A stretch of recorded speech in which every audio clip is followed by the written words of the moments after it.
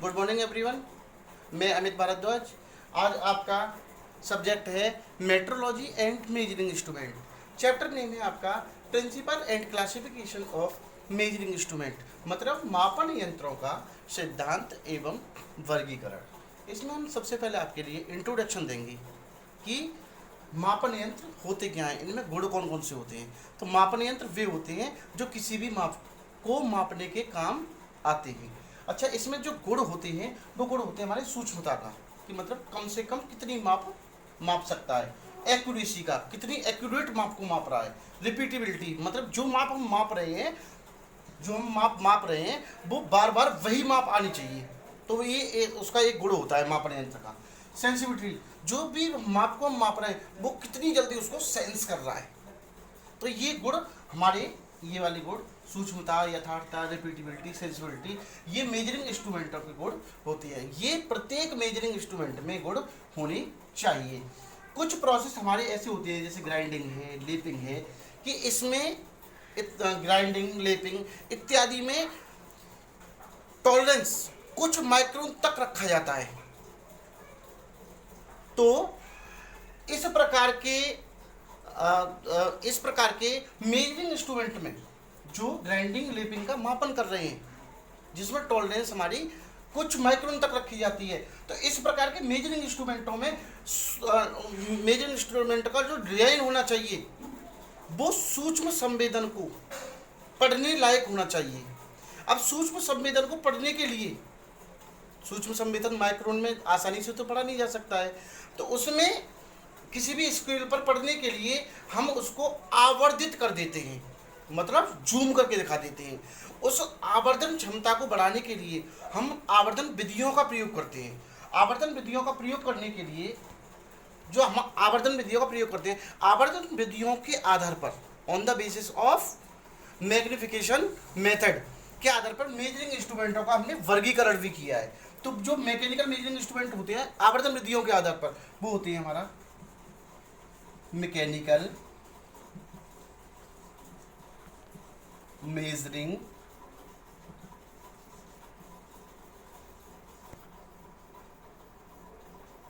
Instrument. Mechanical measuring instrument, इसको हिंदी में बोलते हैं यांत्रिक मापन यंत्र। नंबर 2 होता है हमारा इलेक्ट्रिकल मेजरिंग इंस्ट्रूमेंट्स, मतलब विद्युत मापन यंत्र जो विद्युत राशियों को मापते हैं, ये यांत्रिक राशियों को मापेगा। ठीक है। तीसरा होता है हमारा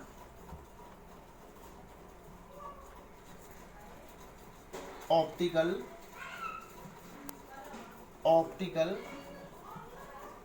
मेजरिंग इंस्ट्रूमेंट्स,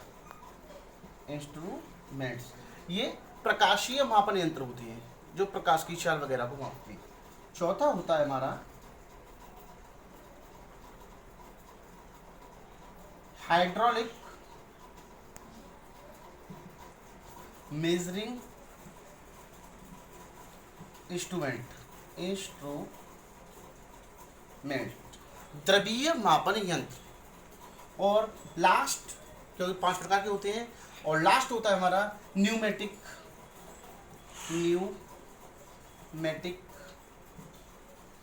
मेजरिंग इंस्ट्रूमेंट, वायवीय मापन यंत्र। ठीक है। ये 5 प्रकार के मापन यंत्र होते हैं, मतलब मेजरिंग इंस्ट्रूमेंट हमारे आवर्धन विधियों के आधार पर 5 प्रकार के होते हैं: mechanical, electrical, optical, hydraulic and pneumatic. ठीक है। तो सबसे पहले आज हम इस लेक्चर में जो चर्चा करेंगे वो मैकेनिकल मेजरिंग इंस्ट्रूमेंट के बारे में चर्चा करेंगे। ठीक है। अब मैकेनिकल मेजरिंग इंस्ट्रूमेंट्स में जो हम देखते हैं कि जो हमारा सिंपल स्केल होता है जिससे हम मापते हैं, जो साधारण स्केल होता है, उसमें हम जो कम से कम माप को मापते हैं उसकी जो लीस्ट काउंट होती है वो 0.25 mm तक होती है। कितना? 0.25 mm तक होती है। हम 0.25 mm तक किसी भी माप को हम माप सकते हैं सिंपल स्केल में। तो मैकेनिकल मेजरिंग इंस्ट्रूमेंट्स में हम जो आवर्धन विधियों के आधार पर, जो इसमें मैकेनिकल मेजरिंग इंस्ट्रूमेंट में जो आवर्धन विधियों के आधार पर कुछ विधियों से जब हम किसी भी माप को मापते हैं तो वो विधियां हमारी निम्न हैं, वो मैं आपको लिख रहा हूँ, बता रहा हूँ। उसमें सबसे पहले हमारी उसमें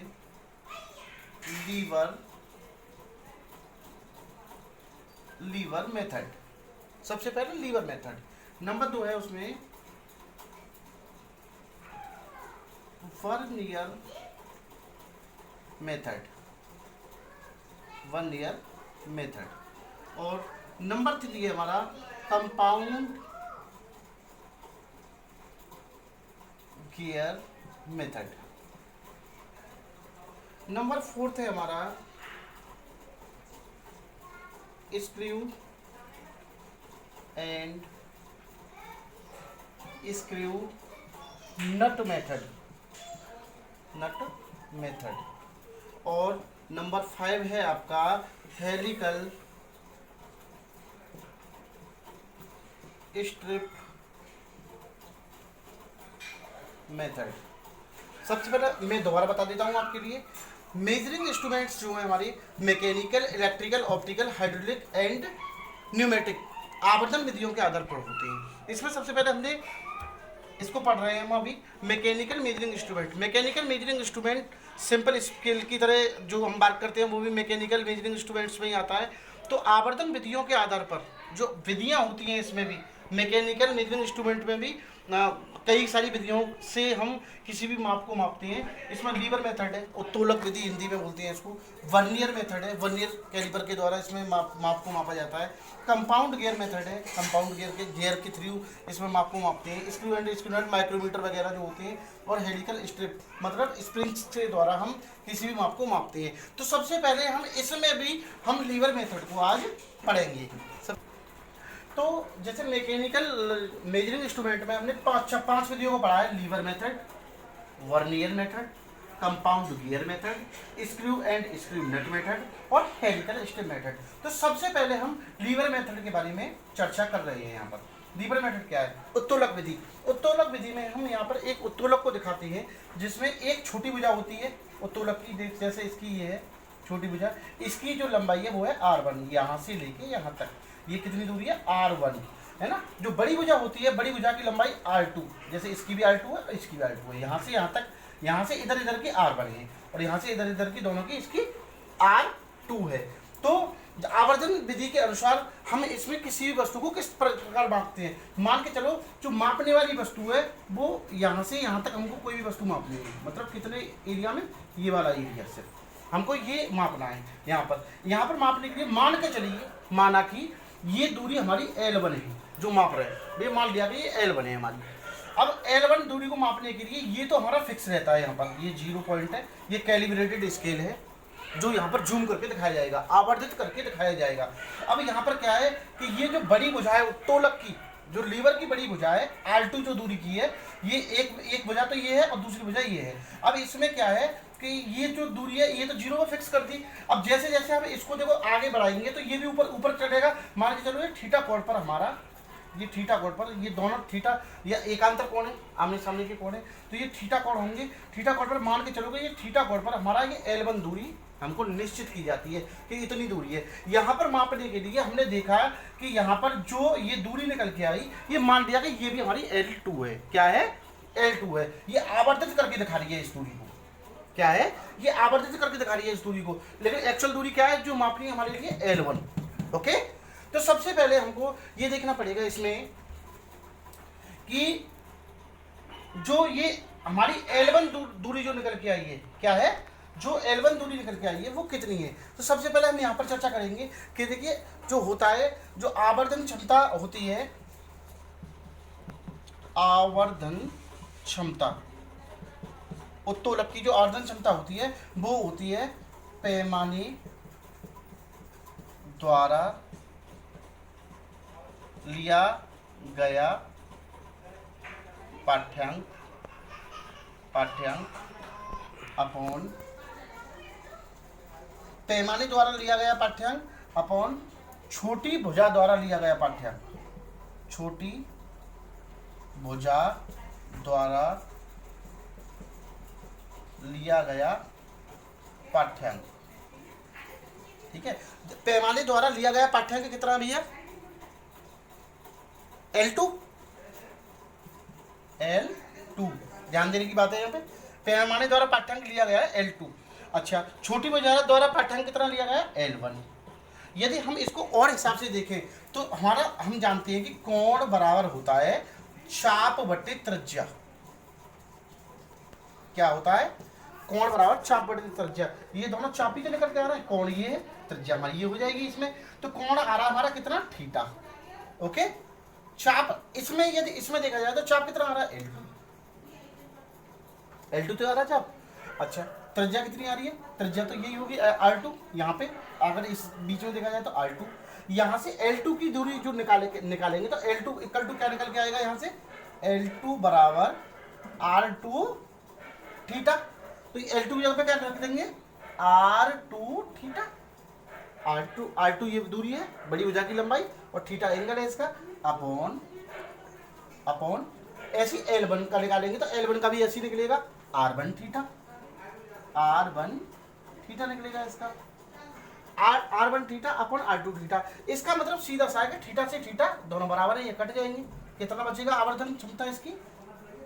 आवर्धन क्षमता कितनी बचेगी इसकी? R2 upon R1। मतलब यहां पर देखा जाए R2 क्या है यहाँ पर? उत्तोलक की बड़ी भुजा की बड़ी भुजा, R2 उत्तोलक की बड़ी भुजा है, अपॉन, और R1 क्या है यहाँ पे? उत्तोलक की छोटी भुजा, लीवर की छोटी भुजा, उत्तोलक की छोटी भुजा। ठीक है, तो यहाँ पर जो आवर्धन क्षमता हमने जो निकाली है वो निकल के आई है R2 अपॉन R1, मतलब बड़ी भुजा अपन छोटी भुजा। अब बड़ी भुजा क्या है यहाँ पे भाई? एचएल दूरी तो हमने यही मापी है ना, R1 L1 में ही तो मापी हमने बड़ी दूरी छोटी दूरी।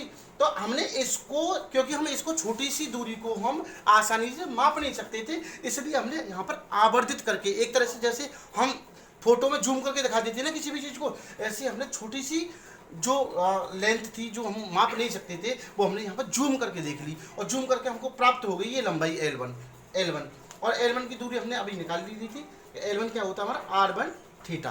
ठीक है, तो कुल मिला के जो आवर्धन क्षमता, जो इस उत्तोलक की पूरी की जो क्षमता निकल के आई, कैपेसिटी ऑफ लीवर, वो निकल के आई हमारी उत्तोलक की बड़ी भुजा अपॉन उत्तोलक की छोटी भुजा, मतलब उत्तोलक की बड़ी भुजा तथा छोटी भुजा का अनुपात। धन्यवाद, आज का लेक्चर इतना ही।